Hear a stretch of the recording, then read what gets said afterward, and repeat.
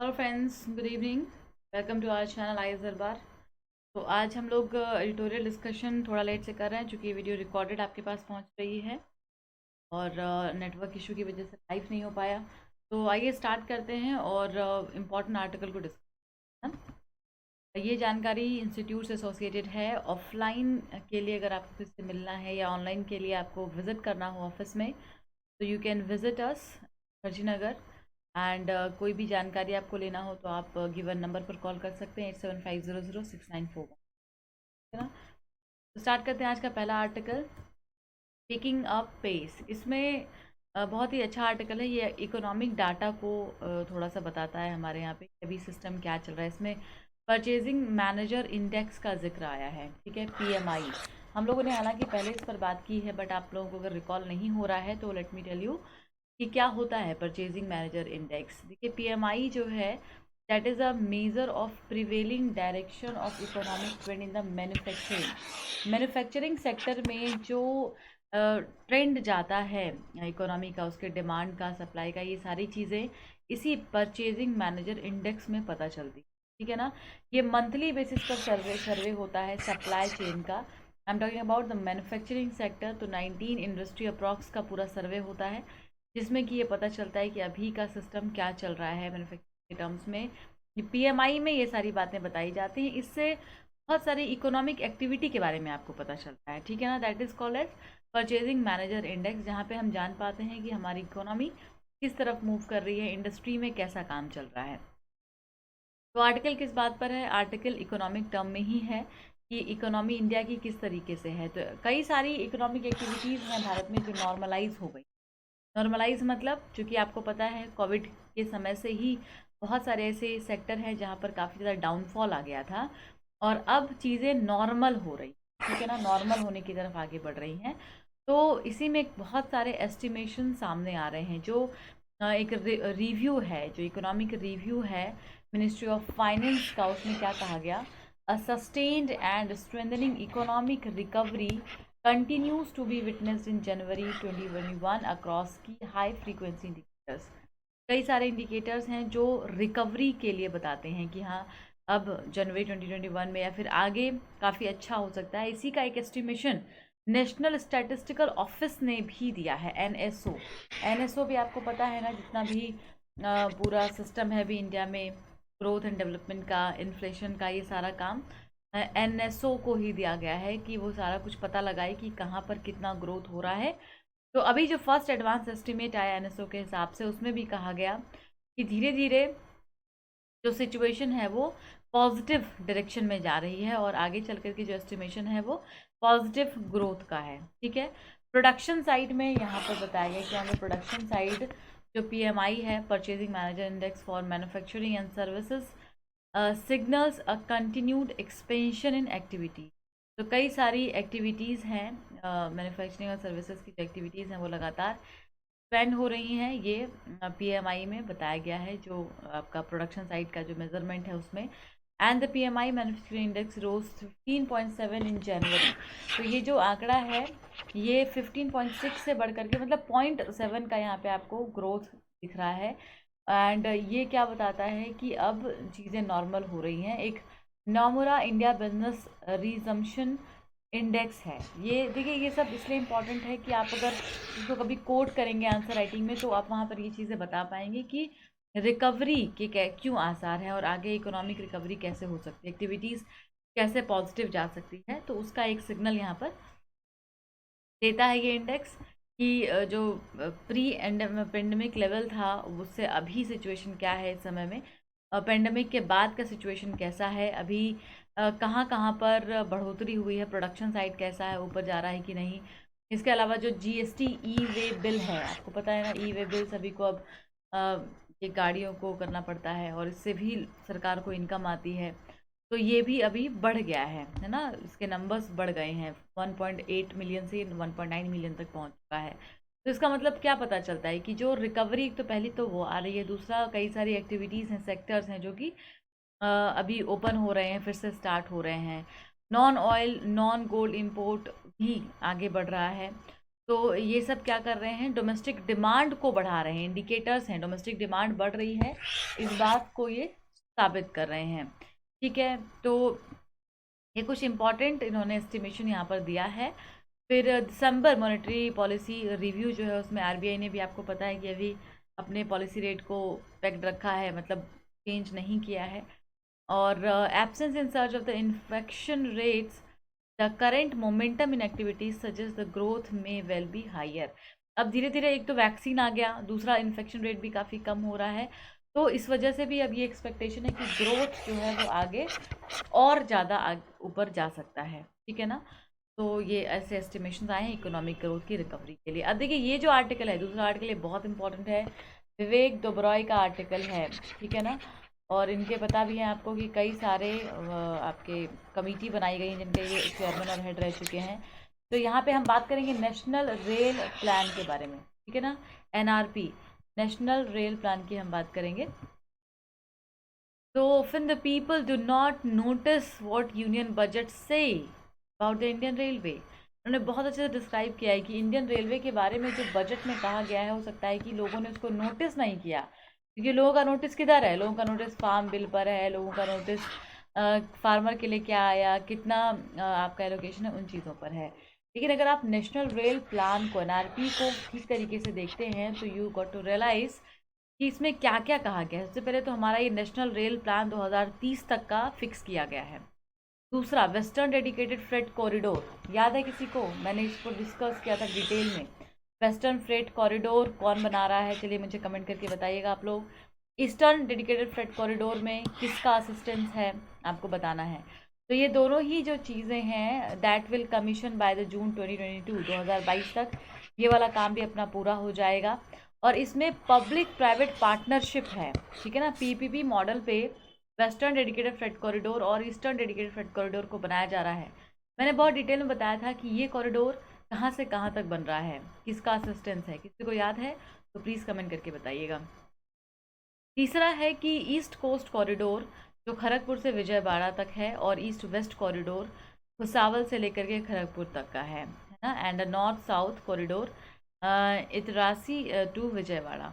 तो ये भी अपने अपने ही प्लान में से एक है कि ये आगे डेवलपमेंट होने जा रहा है। ये सब रेलवे के डेवलपमेंट्स के बारे में है। चौथा है, जितने भी गेज रूट्स हैं उन सभी को इलेक्ट्रीफाई कर दिया जाएगा 2023 तक का। ये बहुत इंपॉर्टेंट डाटा है, अगर आप इंडियन रेलवे पर कोई आंसर लिख रहे हैं या इस सब प्रीलिम्स में भी आपसे पूछ लिया जाएगा, तो इसलिए याद रखना है। पांचवा है, पैसेंजर की सेफ्टी का ख्याल रखना, ये it will be the most priority area, इस पर फोकस किया जाएगा। 100 year before 2030 the Mumbai Pune Deccan queen was started. ठीक है ना, बहुत साल पहले, आज से 100 साल पहले मुंबई पुणे डेक्कन क्वीन को स्टार्ट किया गया था। ठीक है, एंड वो सिर्फ एकमात्र ट्रेन उस समय में था। उसका बर्थडे कब होता है, जून 1 1930, जब इसको स्टार्ट किया गया था, आज से मतलब 2030 से 100 साल पहले। ठीक है, तो इंडियन रेलवे में वहाँ से उसकी शुरुआत होती है, और उसके बाद अभी इतने समय में आप देख रहे हैं कि बहुत सारे डेवलपमेंट हो चुके हैं। बहुत सारी कमेटी ने अलग अलग सुझाव, अलग अलग रिकमेंडेशंस दिए हुए हैं कि कैसे इंडियन रेलवे को बेहतर बनाया जाए। और अभी कुछ इवोल्यूशंस के साथ साथ हमने देखा कि some part of the country important from the freight perspectives were bypass. हाँ, लेकिन आज भी कई सारे ऐसी जगह हैं जहाँ पर हमने अभी रेलवे के हिसाब से वहाँ पे डेवलपमेंट नहीं किया हुआ है, तो इट शुड बी फोकस्ड, और इसको आगे इसमें भी रेलवे का कंट्रीब्यूशन ऐड करने की ज़रूरत है। तो when the idea of constructing railway in India, जब पहली बार ये आइडिया आता है कि भारत में रेलवे को स्टार्ट करना, इसके पीछे कई सारे कारण थे, कई सारे रीजन थे। There would be a little passenger traffic on account of the poverty of the people and that of chief business would be derive from the goods. तो जब पहली बार इसको स्टार्ट किया गया, आपको याद होगा ब्रिटिशर्स ने जब इसको स्टार्ट किया, तो उनका एम लोगों को, ट्रैफिक को एक जगह से दूसरी जगह ले जाने के बजाय ज़्यादा क्या था, गुड्स, सामान को एक जगह से दूसरी जगह पर लेकर के जाना, क्योंकि उस समय भारत में ऑब्वियसली गरीबी बहुत ज़्यादा थी। तो वहाँ पे सामान को एक जगह से दूसरी जगह पर आसानी से ले जाते, इसलिए जो अंग्रेज है उनका फ़ायदा हो जाता, ये एक प्राइम मोटिव था। That was not happen, that's not what happened. This quote isn't from the NRP in the form of essay written in 1905 by N.G. Priestley. N.G. Priestley के द्वारा एक ऐसे लिखा गया था 1905 में, ये रेलवे के फर्स्ट सेक्रेटरी थे, ठीक है ना, और सीआरबी के वो भी थे, काउंटर पार्ट थे। सो एनआरपी वाज फाइनलाइज्ड इन दिसंबर 2020। तो एनआरपी जो कॉन्सेप्ट हम पढ़ रहे हैं, ये जो प्लान है ये दिसंबर 2020 में, यानी कि जस्ट अभी 2 महीने पहले आता है। ये पूरा प्लान फाइनल किया जाता है और इसको बजट में पेश किया जाता है। सब में have downloaded the end read it, बहुत सारे लोगों ने ऑब्वियसली इसको पढ़ा हुआ है। 49 पेज का पूरा पीपीटी है। ये बता रहे हैं एनआरपी के बारे में, इसमें क्या क्या चीज़ें हैं, डॉक्यूमेंट में क्या क्या कहा गया है। So the NRP is mean to increase the share of railway in freight and ratifying the pre-independence and post-independence bias and develop capacity that will cater to demand in 2050। तो अब धीरे धीरे जब इस पे और फोकस किया जाएगा तो ऑब्वियसली इसके डिमांड को बढ़ाने की बात कही जा रही है। लेकिन ज़्यादातर जो कमिटी रही है उनके रिपोर्ट्स वगैरह में किस बात पर कॉन्सेंट्रेशन है, देखिए, that is concentrated on financial, human resources, fair and cross subsidy, competition, regulator, investment, इन चीज़ों पर ज़्यादा फोकस किया गया है, ठीक है। Perhaps technology has made it easier. तो जब टेक्नोलॉजिकल एडवांसमेंट किया जाएगा तो इससे रेलवे नेटवर्किंग और ज़्यादा अच्छी हो पाएगी। अभी तो जीआईएस प्लेटफॉर्म पर इसमें काम किया जा रहा है।